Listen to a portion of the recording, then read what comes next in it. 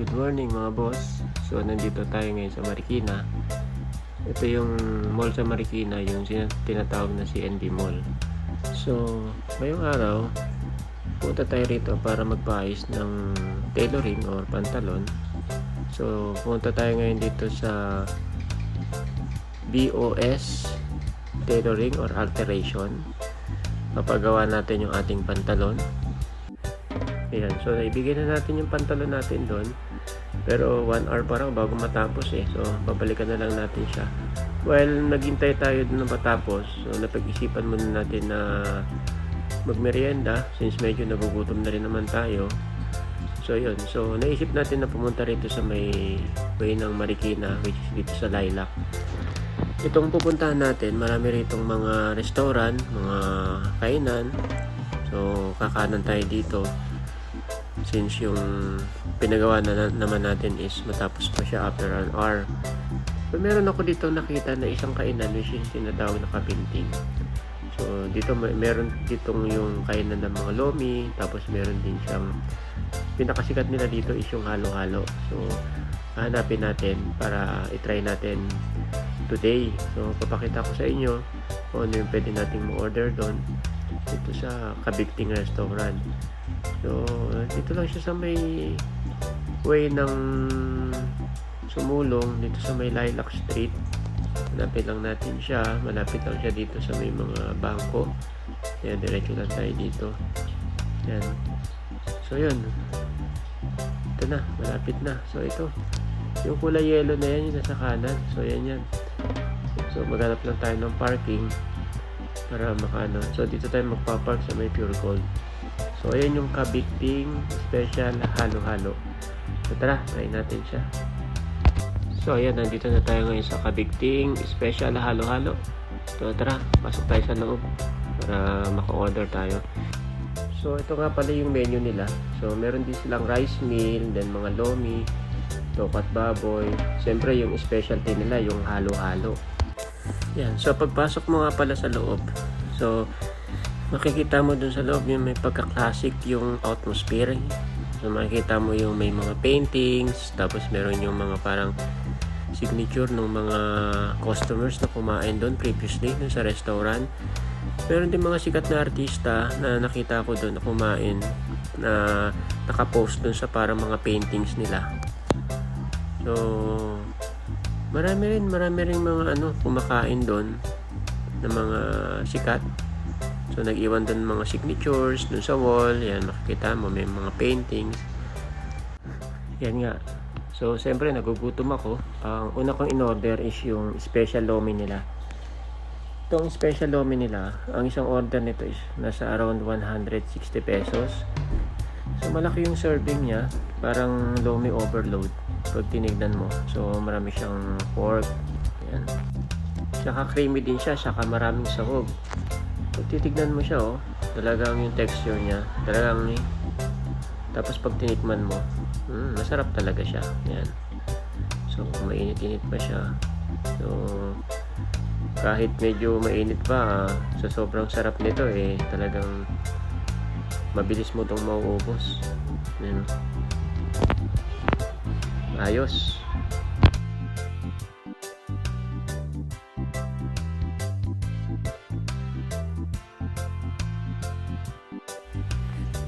So ito yung sahog niya. Yan, so meron siyang lechong kawali, meron siyang chicharon, meron din siyang parang mga kikiam. Yan, mga kikiam, siomay. Yan, sarap to, sarap siya, very good.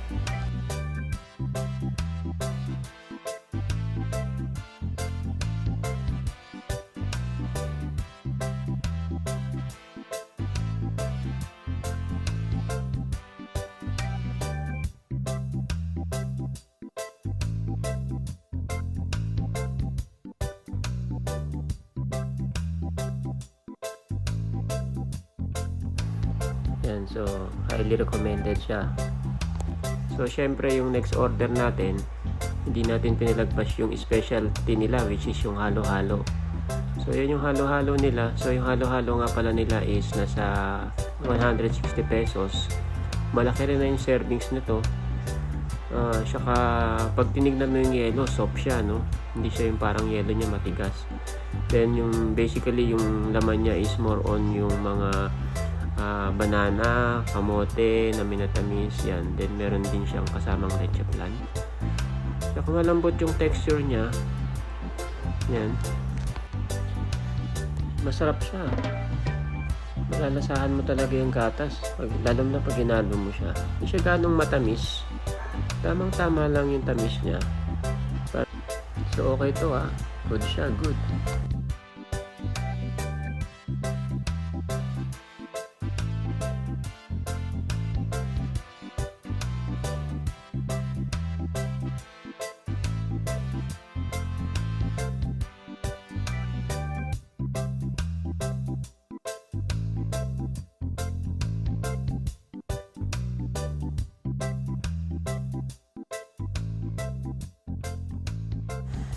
So, ayan. Nabusog na tayo. So, naubos natin. Dami natin nakain. So, nabusog tayo. Ayan. So, babalikan na natin yung pinagawa natin pantalon. So, labas na tayo. So, ayan. Lakad tayo. So, dito tayo nag-park sa Pure Gold. Katabi lang. So, kung pupunta kayo dito, pwede kayo mag-park dito lang sa Pure Gold. Kung wala man parking. Open parking naman to. Ayan. So, diretso na po tayo. So, nandito na tayo sa may CNB Mall uli. So, kukunin na natin yung pantalon na pinagawa natin. Yan. So, yung paggawa nga pala natin pantalon, no? Nagpaputo lang tayo ng haba ng pantalon. So, yung repair niya is nasa 150. So, bayad din tayong 300. So, yan. 300 yung nagastos natin. So, yan yung resibo. So, yan. Uwi na po tayo, mga boss. So, nabusog na tayo. Then, nakagawa pa natin yung gagawin natin. Yan, yung pagpaparepair. So, yan mga boss. Kung yung mga gustong pumunta rito, so, punta lang po kayo dito sa may Lilac. So, marami po kayo dito.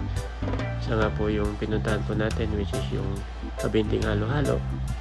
Hindi po kayo magsisisi sa halaga po ng food. So, yan po. Salamat po sa panonood ng ating munting vlog. So, thank you po. Good day po. Good day.